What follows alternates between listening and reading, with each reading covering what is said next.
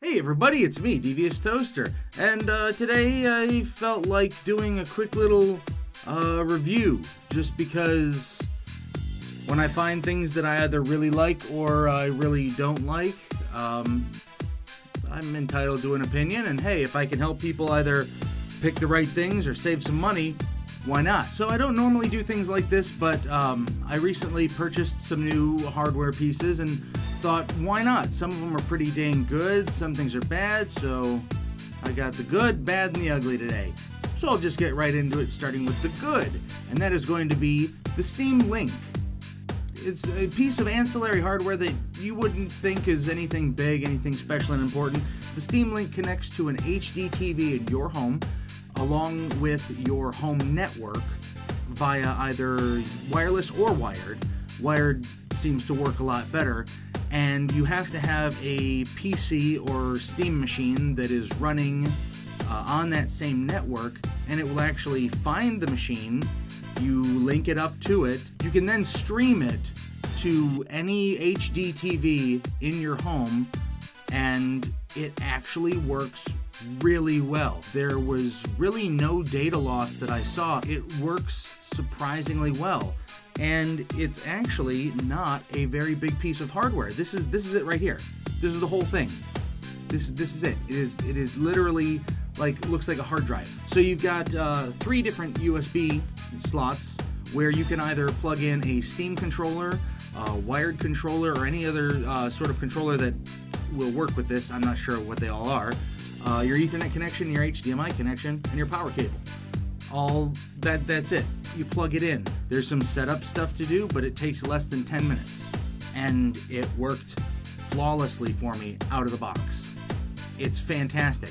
And it's 50 bucks. 50 bucks for a piece of Steam hardware. And I recommend getting this if you ever want to play any of your games on an HD TV off your computer somewhere else in your house. It is fantastic. The next piece of hardware that I recently tried is what I will consider calling it the bad. And not because it is inherently bad, but it's just not there.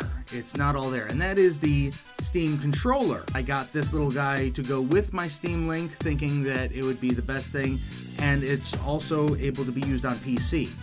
It has a little tiny micro dongle that will plug into any USB port and wirelessly connect. It's got a little connector right there that you can actually wire connect it in there if you'd like. It's actually kind of cool. The feeling of it, if you look at the side, it's really weird. It's contoured in so that your thumbs just slide into it, sort of, which it's not bad. They do have the buttons on the back. The buttons on the back do work well, and you can actually hold the controller without actually hitting these buttons, which is important. The right stick is not a stick, but a touchpad. It's actually a touch sensor, and it does not work bad. It actually works fairly well. You can customize this controller per game to do what you want different. If you want this to act like a mouse, if you want this to act like a joystick, if you want it to act like a D-pad, you can change all that. And overall, it's generally not bad. However, here's the bad of it. The joystick, the directional pad here, it's a bit far of a reach there. It's not terrible, but the problem are these buttons. I found myself over and over, because many people play with like an Xbox controller or maybe even a PlayStation controller, something that has been like that for years. And every time I went to go hit the X button, I was hitting the B button or the Y button. And you really have to stretch the heck out of your hands. And I don't have small hands either. This controller shouldn't be irritating and difficult to use, but it is. Especially when you're going from using the right pad here as a look spring, and you're looking around, and then you have to move to these keys. It doesn't feel well. It does not feel natural. It does have a little battery back that just pops right off. It's very cool that way.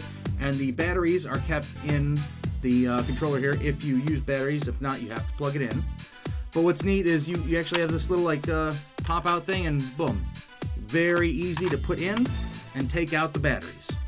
So that is definitely a bonus too. This little guy will set you back 50 to 60 bucks, so regular controller price.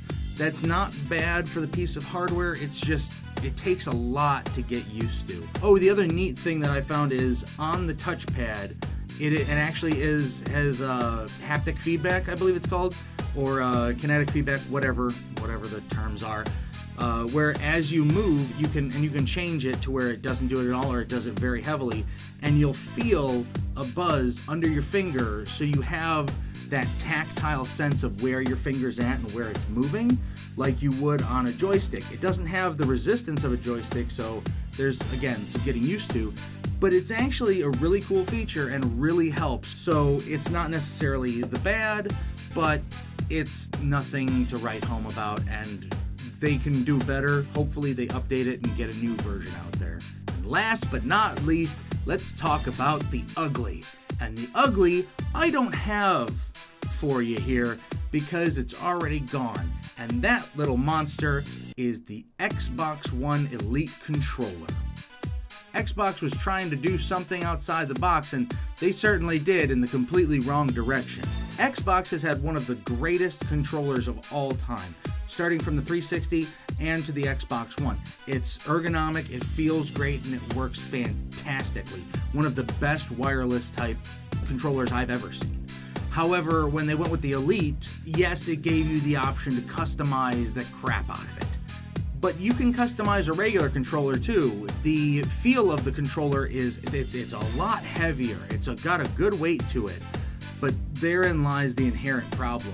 They've got these 4 little triggers on the back of the controller, and those are to be played with these fingers. But the way they've designed their paddles and the whole system around their controller, you cannot put that controller down, pick that controller up, or even play with that controller without randomly hitting those goddamn buttons. You can remove them, you can move them around, you can take them off completely, but then that defeats the purpose of having these customizable paddles and the quick draw on it and all these other things to it. So it's just not enough.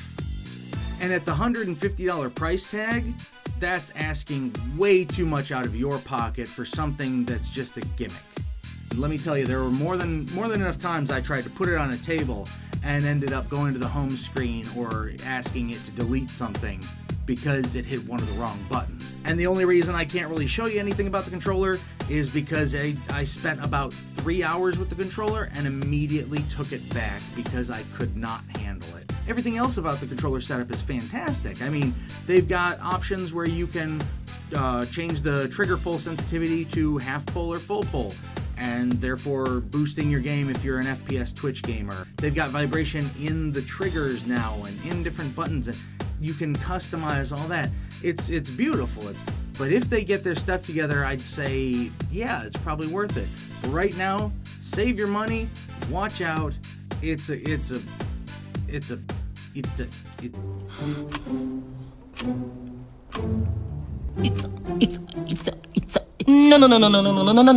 I almost hope it does bomb, just so that Microsoft will get the picture and they won't try to keep pushing it. Because it could be good, but they gotta change a lot of it. So that's all for today. I just wanted to do that little quick thing. Felt like fun, wanted to put in my 2 cents and hopefully save you guys some money and maybe give you some new ideas for some keen little hardware they got out there. So thank you all for watching. I'm Devious Toaster. If you enjoyed this video, please hit the like button, leave me a comment, tell me if you want me to review other things and do this more often. Give me suggestions on what to do next. If you want me to play more games, if you want me to just rant about crazy stuff, if you want to see crazy random live action comedy sketches, let me know that, and see what I can do. See you later.